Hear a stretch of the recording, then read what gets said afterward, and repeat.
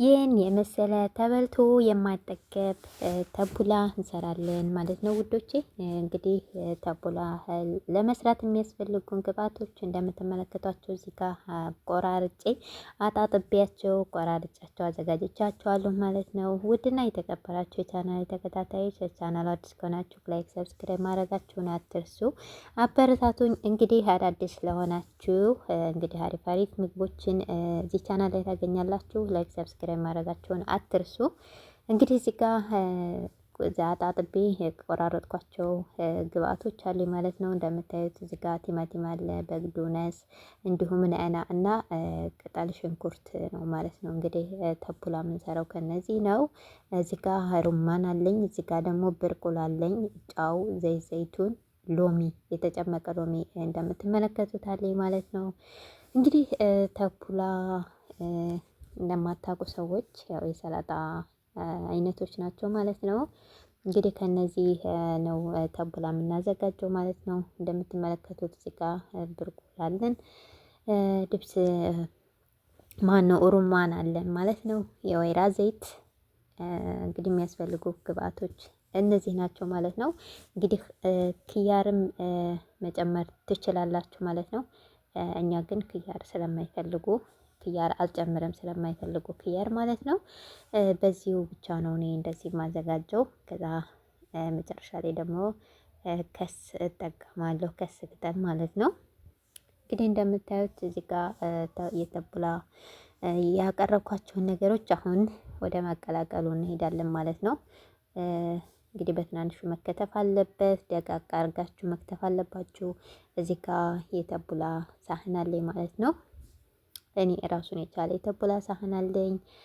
ያው መሀሉ ጎርጎድ ማለት አለበት ሰላጣ ስለሆነ። አሁን ጫው፣ ሎሚ፣ ዘይት ዘይቱን ምናምን ስናደርግበት ውሃ የመፍጠር ነገር ስለሚኖረው እንግዲህ እንደምታዩት እዚህ ጋር አጣጥቤ ሁሉንም አዘጋጅቻለሁ። ብርቁሉንም አጥቤዋለሁኝ። ሁሉም ተከታትፎ ተጣጥቦ ተቀምጠዋል ማለት ነው። እንግዲህ እንደምታዩዋቸው ናቸው ሁሉም ግብአቶች ማለት ነው። ከዛ እዚህ ጋር ሮማን አለን። እዚህ ጋር ደግሞ የወይራ ዘይት በሻይ ብርጭቆ 1 ብርጭቆ ነበር ይበቃል ያልኩት፣ ግን ስላልበቃኝ 2 ብርጭቆ ነው የተጠቀምኩት ጋይስ። እንግዲህ ተቡላ ሎሚና የወይራ ዘይት በጣም ነው የሚፈጀው፣ በጣም ይወስዳል ማለት ነው። እና እንግዲህ እዚህ ጋር ብርቁላችንን ጨመርን። ብርቁል ይመስለኛል የአጃ በደቃቁ የተፈጨ አጃ መሰለኝ። በደቃቁ ስላችሁ እንደዚህ የጤፍ ጥሬ የሚያካክል ማለት ነው። እንግዲህ ይሄ የአረብ ሀገር ምግብ ስለሆነ እኔ በኢትዮጵያ ምን ምን እንደሚባሉ ራሱ በደንብ አላውቃቸውም ጋይስ። ያው ሶሪ ብያለሁ እንግዲህ ማለት ነው። እረስቸዋለሁ ምን ምን እንደሚባል። እንግዲህ ብርቁሉን እዚህ ጋር ጨምረን ሁሉንም ግብአቶች አብሬ በዚህ መልኩ በደንብ መቀላቀል አለበት ማለት ነው፣ ሁሉም ቦታ እንዲዳረስ እና እንደምታዩት እንግዲህ በደንብ ሁሉንም ቀላቅያቸዋለሁ እንደምትመለከቱት ማለት ነው። ሰፋ አለ እቃ ላይ አድርጋችሁ በደንብ መቀላቀል ይጠበቅባችኋል ማለት ነው። ያው ብርቁሉም ትንሽ ስለሆነ እያንዳንዱ ነገር ሁሉም ቦታ መዳረስ ስላለበት ማለት ነው። እንደምታዩት እንግዲህ እዚህ ጋር 1 ብርጭቆ የሻይ ብርጭቆ ዘይት የወይራ ዘይት ተጠቅሜያለሁ ማለት ነው። እና ይበቃል ብዬ ነበር ያሰብኩት፣ ግን አልበቃኝም። 2 ነው እኔ የተጠቀምኩት ማለት ነው። ብዙ ያው ግዴታ የወይራ ዘይቱ እንትን ማለት አለበት። ወይራ ዘይት በደንብ ካልጠገበ ደረቅ ነው የሚሆነውና ጣዕሙ ብዙም አይኖርም። እና እንደምትመለከቱት ድጋሚ 1 ብርጭቆ ወይራ ዘይት ተጠቀምኩ ማለት ነው። ጠቅላላ 2 ብርጭቆ ሆነ ማለት ነው።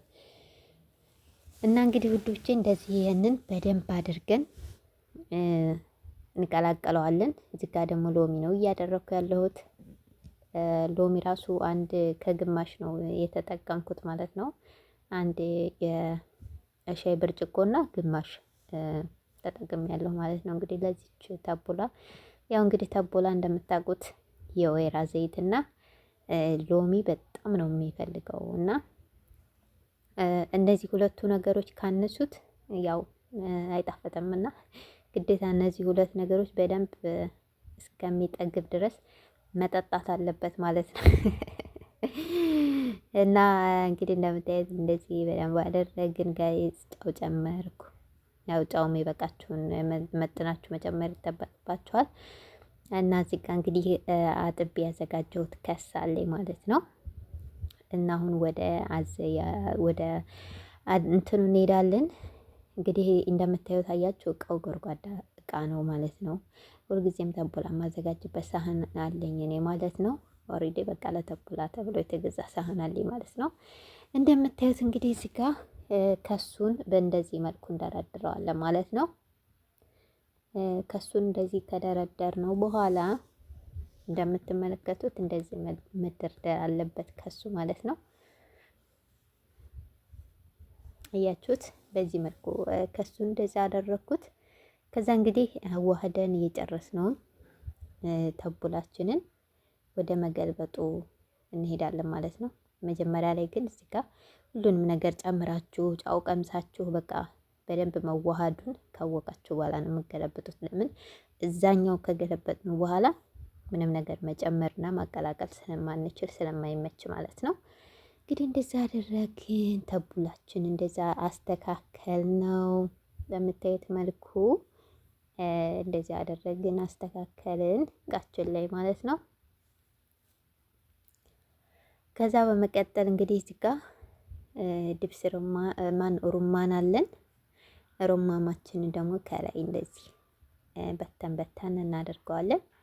እንግዲህ እንደምታዩት እንደዚህ ሆነልን ተንቡላችን። በጣም ነው የሚያምረው ጋይስ፣ በጣም ነው የሚጣፍጠው። ጣዕሙን ለቀመሳችሁት ሁል ጊዜ ብታዘጋጁ የማይደክማችሁ ምግብ ማለት ተንቡላ ነው።